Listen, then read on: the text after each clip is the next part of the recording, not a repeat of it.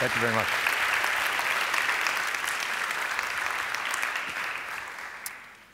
I am an artist, and science is my muse.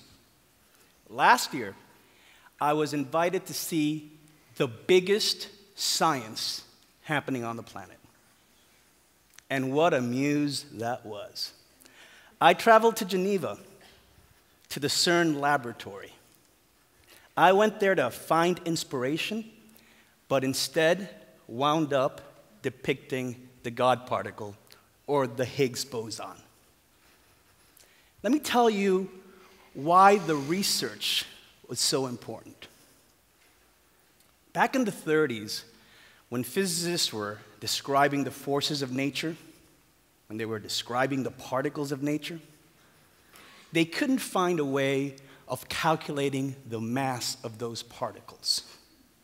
They had the standard model of physics, and that standard model allowed you to understand the electromagnetic force that kept atoms together, right? Kept the electrons with the protons. The strong force that kept the quarks inside the protons. The weak force. They could describe electrons and neutrinos and quarks, but they couldn't find a way of giving them mass. Now, this may not sound like a big problem, but it's really humongous, and I'll tell you why. If you're an electron and you have no mass, you move at the speed of light. And if you're moving at the speed of light, you can't slow down enough to be captured by the electromagnetic forces of a proton to make an atom. And if you don't have an atom, you can't make a molecule. And if you can't make a molecule, you have no life. In fact, if you can't have molecules, you'd have a completely different kind of universe. Try to imagine a universe with no molecules. So this is a really important problem scientists had to solve. And about 30 years later, theorists came up with an idea of finding the mass of these particles. They postulated that there was this thing called the Higgs field. It was scalar. It was everywhere in the universe. It's in this room right now. And that the mass of a particle, of an electron, was determined by the way that particle swam through this field. Kind of like fish in water. Think of a barracuda and a manatee. Right? The sleeker barracuda is going to go a whole lot faster through the water than a manatee would. Well, similarly, the smaller electron would have smaller mass as it went across this field compared to the bigger proton. Does that make sense? Except it was only a theory. It still had to be proven somehow. Otherwise, we'd have no molecules.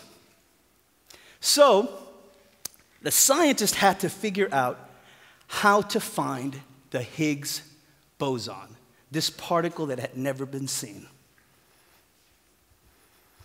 Last year, in Geneva, at the CERN laboratory, they found the Higgs particle.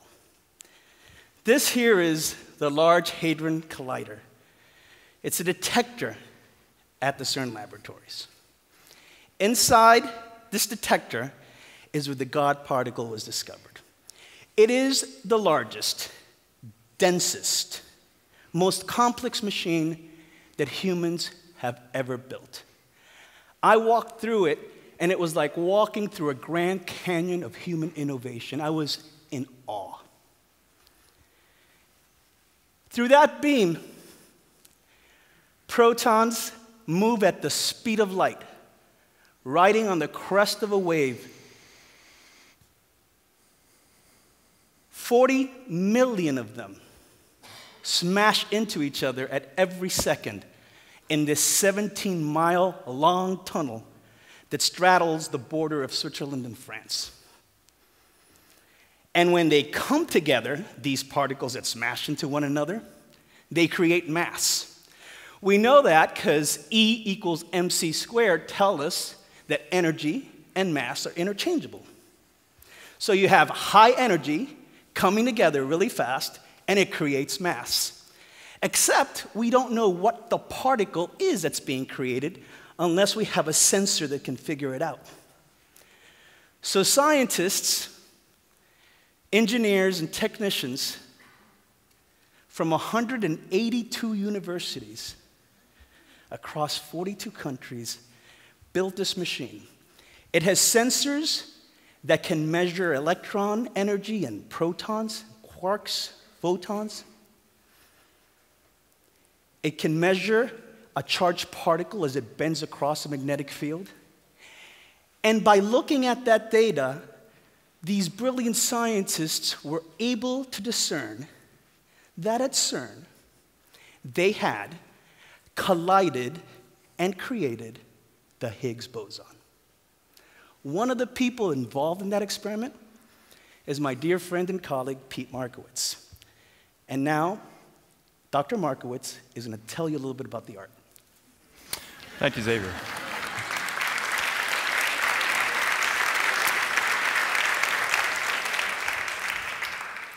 Xavier and I started working together 2 years ago. Based on those discussions, Xavier created the art piece behind me. There's also copies of them out in the atrium that you may have seen at the intermission. When Xavier and I started talking, in our conversations, we talked about what is it that we do to learn about our universe? How do we go about the process? What does a physicist actually do in their daily life? I tell my 6-year-old I'm off to school to learn new things every morning. And what do I go and do?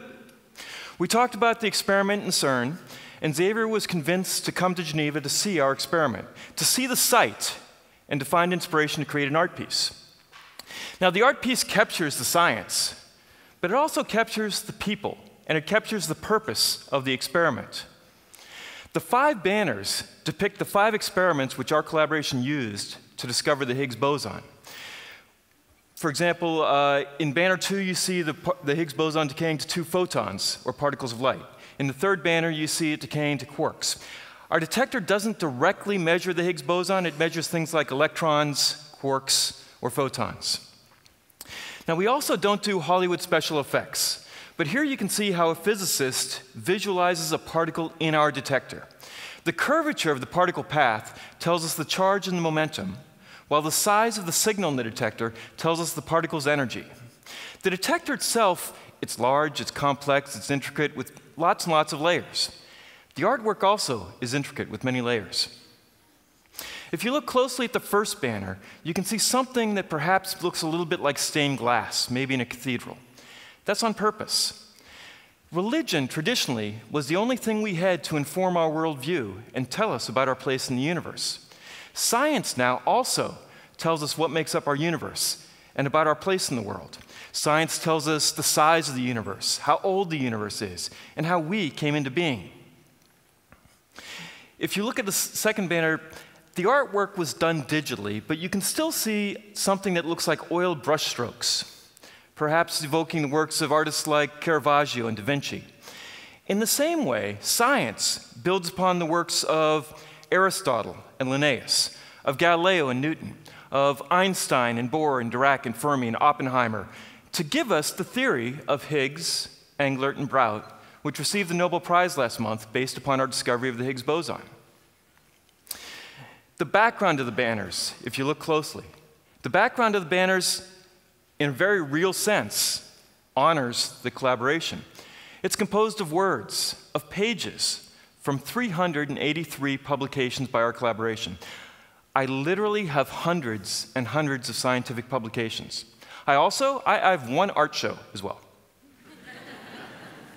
The human eye is amazingly good at pattern recognition. Although I can't quite read those words in those backgrounds, if you look closely, my colleagues have told me that they recognize our figures in these images, the results of our scientific experiments. The background pages also include the complete author list from our discovery of the Higgs boson, more than 4,000 scientists, engineers, and technicians. Every person, including FIU's students, staff, and faculty, who are essential in building the detector and making the discovery, they're literally in the artwork itself. I've been working on the experiment for 15 years, almost. My own contribution has primarily been in calibrating the energy of the streams of quarks which we detect in the sub-piece of the detector. That's called the Hadron Calorimeter, or HCal in shorthand. Let's go back now to talk to artist Xavier Cortada a little more about the science. Sure. Now, science matters.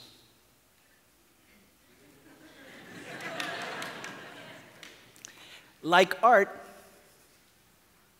it allows us to see in ourselves. Like art, it allows us to see through ourselves. But most importantly, it allows us to see beyond ourselves. It allows us to see the interconnectedness of things. It allows us to better understand not just our place in this world, but this world and this universe. 4,000 people whose names we put on these banners have dedicated their entire life purpose to developing knowledge. Their whole lives are consumed with this passion to learn, to grow, to teach.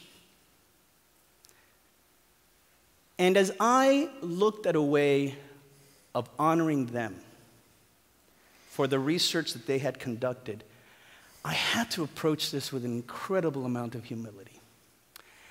I wasn't just going to do a sculpture of what I thought the God particle looked like. I wasn't going to create a painting of two protons colliding into one another. Instead, I wanted to create an art piece made with the science, with the very words, the charts, the graphs, the ideas that this coalition of thinkers had put together. And that's what these 5 banners represent. That's what these 5 banners mark. And it's not just about what they discovered now, but what it means to humanity, about the mantle of innovation being given from one generation of physicists to another. So they can discover new things, like supersymmetric particles, or new dimensions, or microscopic black holes inside that collider. It was a really important moment in humanity, and I wanted to mark that moment, because I thought it deserved it. When we get to the South Pole, with a bunch of dogs moving our sled, we put a flag there and say, "We arrived."